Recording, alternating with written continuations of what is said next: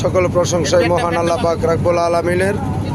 আমরা বিজয়পুর হাফিজিয়া মাদ্রাসা ও এতিমখানার ছাত্রদেরকে নিয়ে আমরা সিলেট সফরে গিয়েছিলাম।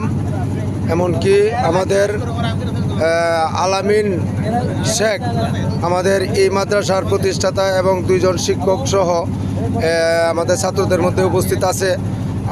আমরা শাহজালাল মাজার জিয়ারত করেছি, আমরা শাহপরান মাজার জিয়ারত করেছি, আমরা জাফলন সফর করেছি।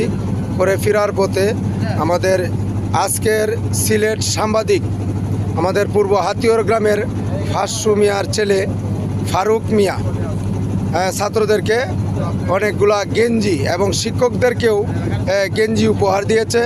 সেই জন্য আমরা ওনাকে ধন্যবাদ জানাই এবং কৃতজ্ঞতা জানাই যেন আমাদের ছেলেদেরকে উৎসাহ দেওয়ার জন্য। কারণ